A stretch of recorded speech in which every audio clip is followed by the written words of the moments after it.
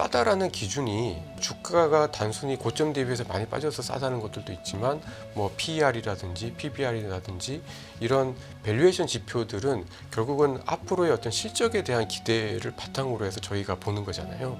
이거는 저희 증권사들이 잘못한 건데 그 내년도 기업 실적에 대한 기대치가 너무 높습니다. 굉장히 좀 낙관적으로 보는 낙관 편향 이런 것들 때문에 내년도의 영업이익을 여전히 20% 이상으로 보고 있거든요. 근데 지금 트럼프 당선 이후에 내년도 한국 경제 성장률을 지금 2%가 안 되게 본다라는 거죠. 그러면 사실 20%의 기업 이익이 나올 가능성이 굉장히 적습니다. 신뢰를 못 한다라는 거죠. 내년에 대한 어떤 실적에 대한 기대치가 눈높이가 좀 더 훨씬 많이 낮아져야 그때에 기본적으로 이 정도면 주가도 악재를 많이 반영을 했다라는 것들이 나오면서 좀 바닥을 칠 수 있을 것 같다라고 좀 판단이 좀 들어서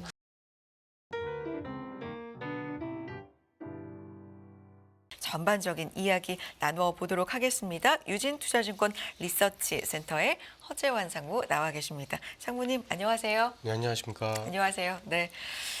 많은 일들이 있었네요. 네. 다시 뵙기까지 진짜 많은 빅 이벤트를 비롯해서 시장도 그렇고요.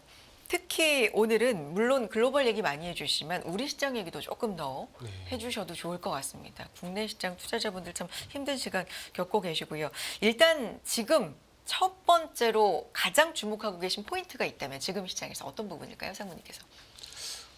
지금 뭐 사실 가장 그 주목하고 있는 부분은 이제 트럼프 당선 이후에 주식시장 입장에서 봤을 때는 미국만 좋고 나머지 시장들은 굉장히 좀 안 좋은 상황인데요. 사실 이제 이게 언제까지 이제 지속될 수 있을지에 대한 부분들에 대해서 굉장히 많은 질문들을 받고 근데 사실 이게 아직 1월에 취임도 안 했는데 지금 벌써 이러니까 사실 좀 곤란한 부분들이 있긴 한데 저희들 생각으로는 기본적으로 지금 이제 공화당의 어떤 레드 스윕이 거의 이제 완성이 되어 가고 있고 여기에 이제 좀 그 인사에서 특히 뭐 재무장관이라든지 국무장관이라든지 이런 부분에 있어서의 어떤 확고해지면은 그 시점에서 오히려 조금 더 시장은 조금 이러한 그 재료들을 충분히 좀 반영을 함에 따라서 약간은 좀 주춤할 수 있지 않을까. 그리고 특히 가장 좀 신경 쓰는 부분들은 결국은 금리인 것 같아요. 그러니까 이게 그 오늘 아침에도 미국의 10월 소비자 물가가 사실은 뭐 예상했던 것보다는 조금 덜 나온 또는 이제 예상 정도 수준에서 이제 그치면서 그래도 미국의 물가는 둔화가 된다라는 것들이 좀 보여주긴 했는데 사실 미국의 10년 장기 금리 같은 경우에는 여전히 4.4%대에서 굉장히 높게 유지가 되고 있는데 이 미국이 어쨌든 이 금리가 어쨌든 굉장히 높다라는 거가 사실은 이제 그 주식시장 입장에서 봤을 때도 그렇고 특히 다른 국가들의 주식시장 입장에서 봤을 때 돈이 자꾸 그쪽으로 지금 빨려 들어가고 있는 것 같습니다. 그래서 어쨌든 미국에서 금리를 꾸준히 더 인하를 해줘야 되고 또 미국의 금리가 조금 안정을 찾아주는 그 시점에서 사실은 이제 미국 이외의 다른 시장들이 조금 좀 그 지금에서의 어떤 부진에서 좀 탈피할 수 있지 않을까. 그래서 미국의 금리가 조금 안정되는 시점을 지금 계속해서 좀 주목해서 찾아보고 있습니다. FOMC 지나면서 그리고 트럼프 2기를 이제 준비하면서 내년에는 금리 인하 속도가 우리가 올해 생각했던 것보다 좀 늦어질 거야라는 가능성 쪽으로도 얘기가 좀 많이 나오더라고요. 지금 어떻게 보세요? 그럴 가능성이 굉장히 좀 높아 보입니다.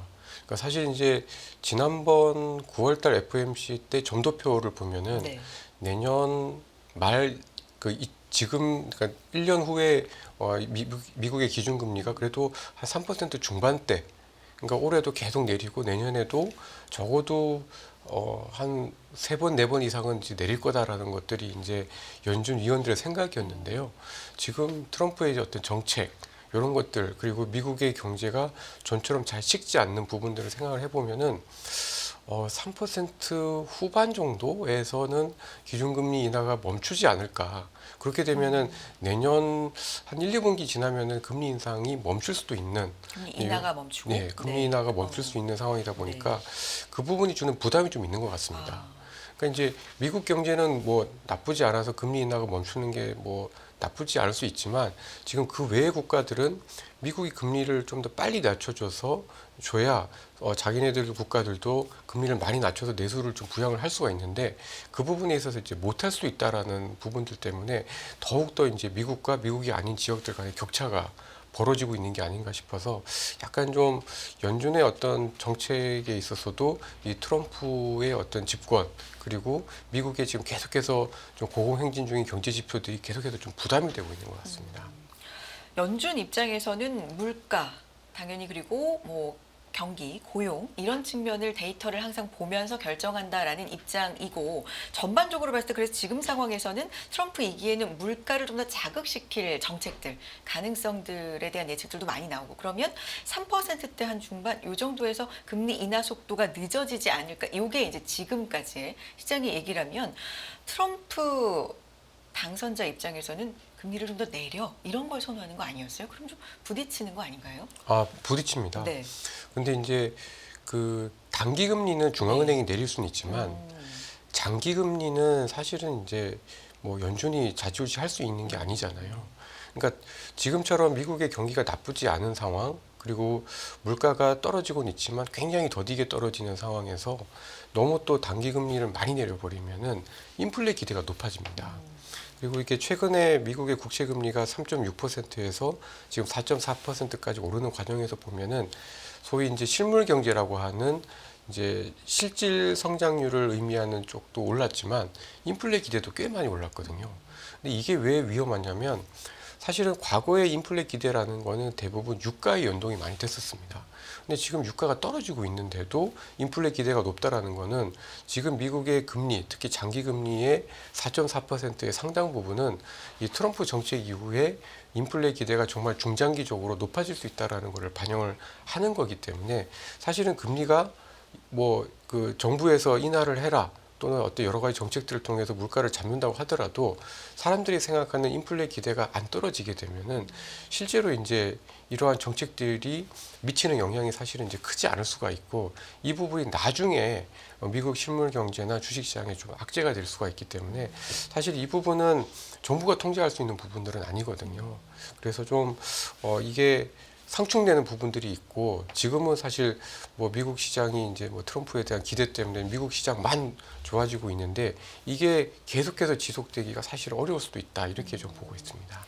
그러면 사실 지금 3.6%대에서 4. 거의 5% 이제 근접한 수준까지 10년물이 오르는 이 과정은 주식 시장에는 압박이라고 볼 수 있는데 어떻게 보면 좀 괴리로 따로 생각을 하고 있는 동상이몽 이런 주식 시장과 채권 시장이라고 보시는 건가요, 상무님? 예, 저는 그래서 여기서 미국의 네. 금리가 조금만 더 오르면은 사실은 미국 시장의 랠리도 좀 중단이 되거나 어느 시점에서 좀 쉬어갈 가능성이 좀 의외로 좀 있는 게 아닌가라고 좀 생각을 하고 있고요.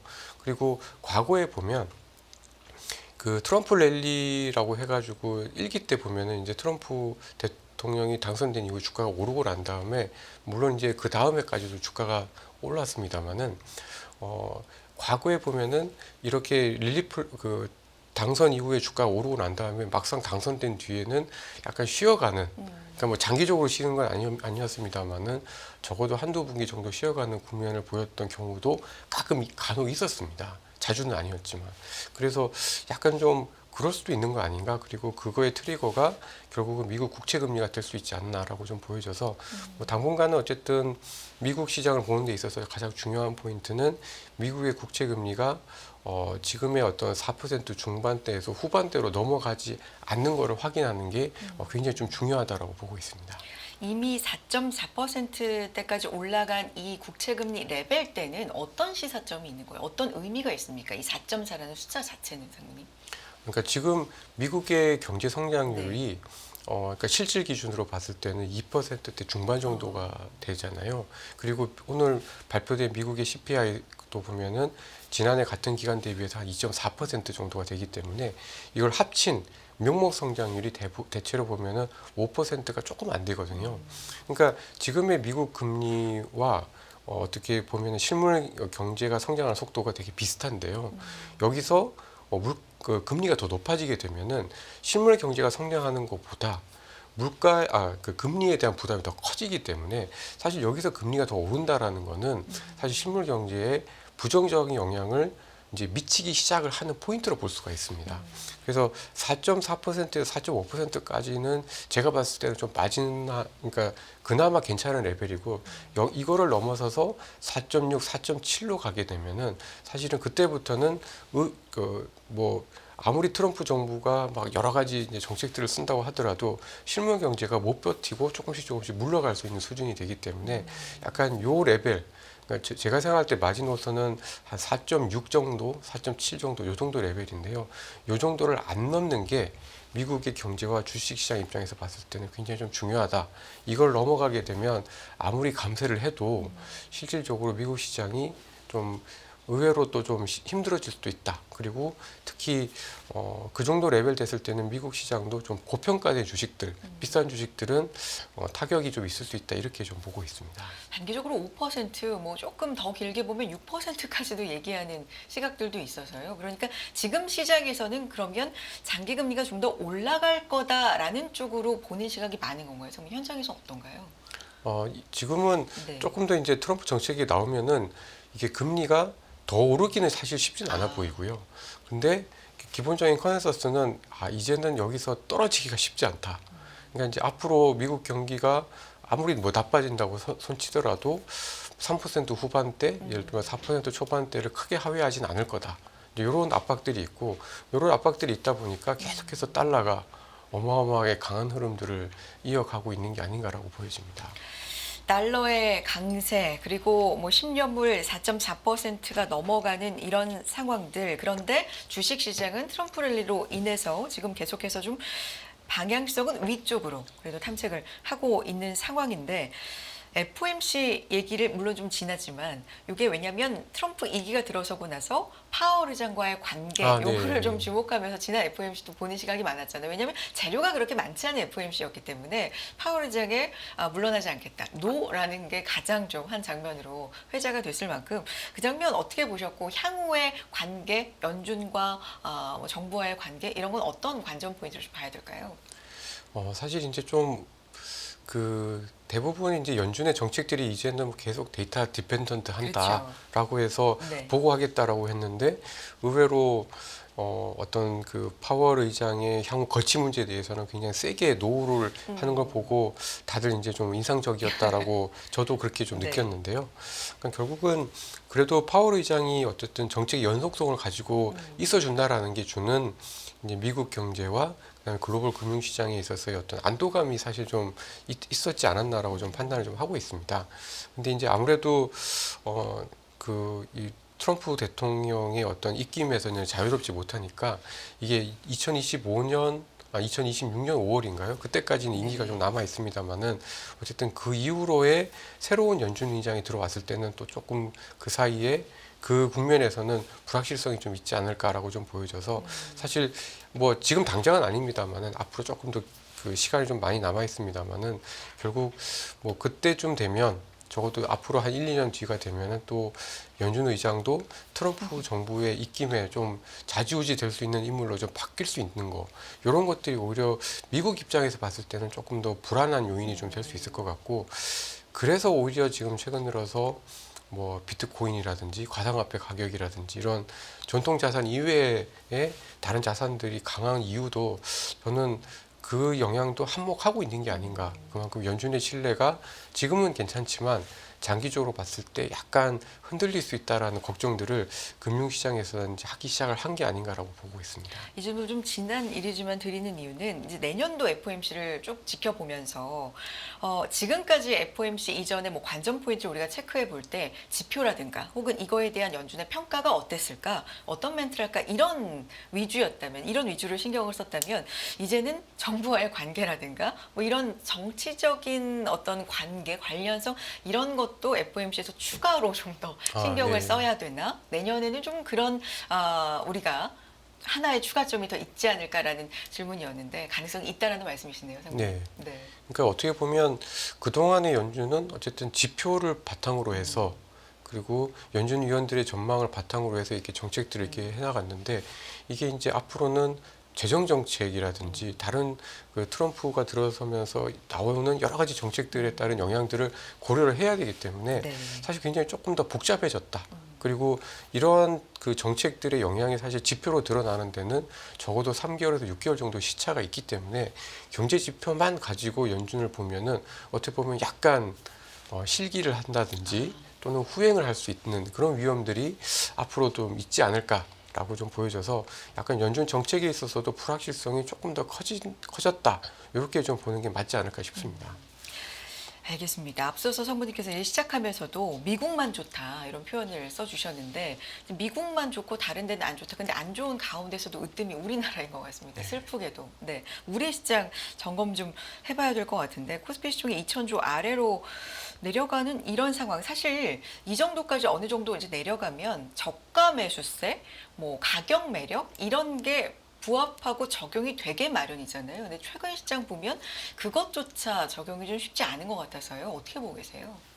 그러니까 그 사실 이제 엄밀하게 얘기하면 글로벌 시장이 다 안 좋습니다. 근데 이제 저희가 유독 안 좋고 저희보다 안 좋은 시장이 홍콩 정도. 네. 라고 좀 보시면 될 것 같은데 그 한국과 홍콩이 안 좋은 가장 큰 공통점은 이제 소위 이제 외국인들 입장에서 봤을 때는 한국과 홍콩을 ATM 머신이라고 얘기를 하거든요. 그러니까 돈 빼내기가 되게 쉽다라는 거고, 그러니까 저희가 뭐 관세라든지 이런 것들 때문에 안 좋을 거다라는 거는 대부분 다 알고 있는데요.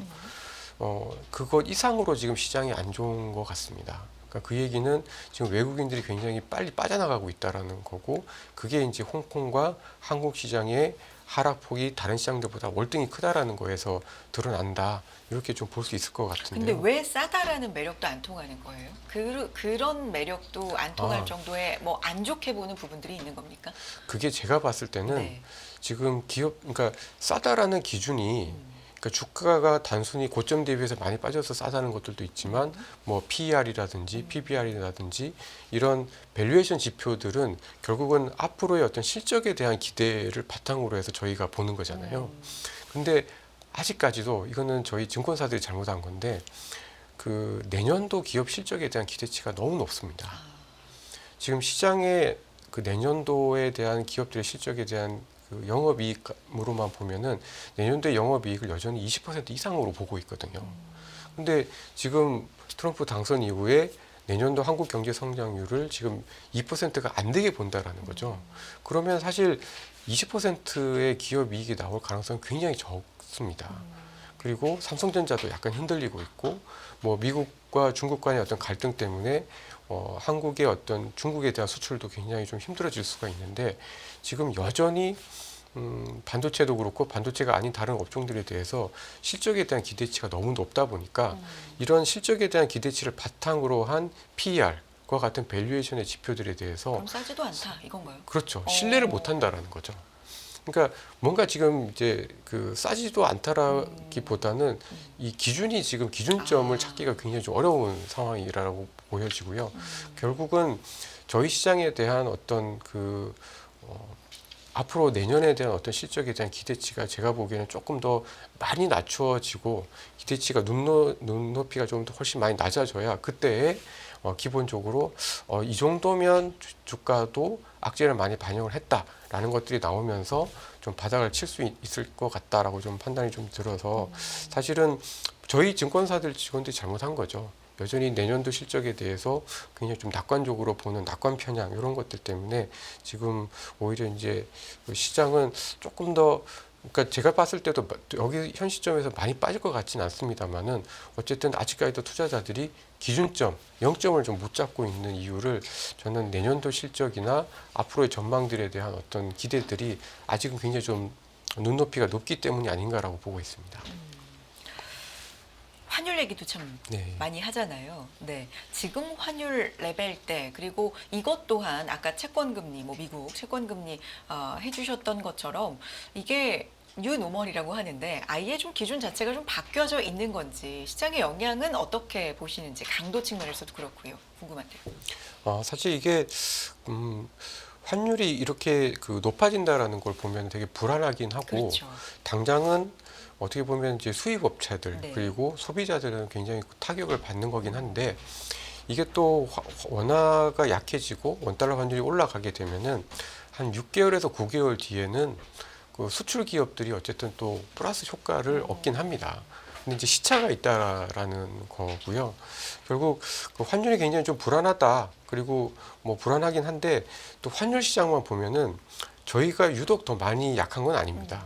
뭐 대만도 약하고 뭐 멕시코도 약하고, 그러니까 오히려 환율 시장에서 나타난 걸로만 보면은 수출 비중이 높은 나라들이 골고루 좀 약한 흐름들이라 뭐 이거는 사실은 이제 달러 강세의 영향을 직접적으로 받았다 이렇게 좀 볼 수 있을 것 같고, 아무래도 이게 이제 지금 뭐 1,410원대까지도 이제 막 육박을 하고 있는데 저희가 봤을 때는 그래도 저희가 아직까지는 이제 무역 수지가 흑자인 상황에서 지금의 환율은 조금, 그러니까 트럼프의 어떤 리스크, 관세에 대한 리스크를 반영한 약간 조금 환율이 그래도 좀 싸져가는 그런 과정이다라고 좀 보고 있고요. 이게 오히려 내년도 한 중반 정도가 됐을 때는 더 이상의 어떤 원화가 약세가 되는 흐름은 좀 진정이 될 수 있지 않을까라고 좀 보여집니다. 상무님이 앞서서 이제 시장에 좀 필요한 조건으로, 물론 여러 가지가 깊이 있게 살펴보면 있겠습니다만 중요하게 실적 눈높이가 지금 좀 너무 높아 있는 상태다. 이걸 좀 낮춰야 된다라고 말씀을 해주셨는데 그거 외에도 좀 필요한 조건을 생각하신 부분들이 있을까요? 그러니까 저희가 좀 그러니까 제가 생각할 때는 이제 그 2018년 이제 미중 관세 분쟁 때를 지금이랑 이렇게 만약에 직접적으로 적용을 만약에 한다라고 하면 코스피가 그때 당시에 고점 대비해서 한 23% 빠졌는데 저희가 7월 고점 대비해서 코스피가 지금 한 16%, 네. 17% 정도 빠졌습니다. 그러니까 만약에 23% 빠졌던 2018년의 경험이 그대로 적용이 된다라고 하면은 한 4, 5% 조금 더 떨어질 여력들이 좀 남아 있다. 네. 이렇게 좀 보여져서 아마도 그 정도, 지금 이제 그 정도라고 하면 이제 2,400이 깨지는 정도의 레벨일 텐데 네. 그 정도가 되면은 사실은 악재는 굉장히 좀 많이 반영을 했다라고 좀 보여집니다. 그래서 일단은 가격을 측면에서 봤을 때는 2018년에 굉장히 안 좋았었던 경험들이 완전히 반영이 되는 그런 조건들이 하나가 좀 필요하지 않을까라는 생각이 좀 들고, 두 번째는 어쨌든 지금 트럼프와 관련된 여러 가지 부분들에 있어서 그 정책들도 그렇고 지금 완성이 되어 가고 있는 상황이잖아요. 네. 근데 지금 거의 하원에서도 이제 과반수를 미국이 이제 좀 하고 네, 네. 거의 다 차지해서 네. 어떻게 보면 어떤 트럼프와 관련된 불확실성에 대해서는 거의 대부분 조건들은 완성이 되었다라고 좀 생각을 좀 하고 있습니다. 그래서 제가 봤을 때는 지금이 약간 마지막 그 터널을 지나는 네. 그런 국면이 아닌가라고 좀 보여져서 가격적으로 봤을 때는 조금 남아 있긴 하지만 많이 와 있고, 트럼프 정책과 관련해서도 많이 지금 그 불확실성들의 어떤 악재가 이제 그 나타날 수 있는 부분들에 대해서는 거의 대부분 왔다라고 좀 보여집니다. 과거 사례, 트럼프 일기 사례를 봤을 때 코스피가 2,400을 일시적으로 잠깐 깰 그 여력도 남아는 있지만 그 정도 가면 거의 다 온 것 같다라는 말씀. 네, 그렇습니다. 네, 이해하겠습니다. 알겠습니다. 여기까지 듣도록 하겠습니다. 유진투자증권 리서치센터의 허재환 상무 함께했습니다. 상무님 고맙습니다.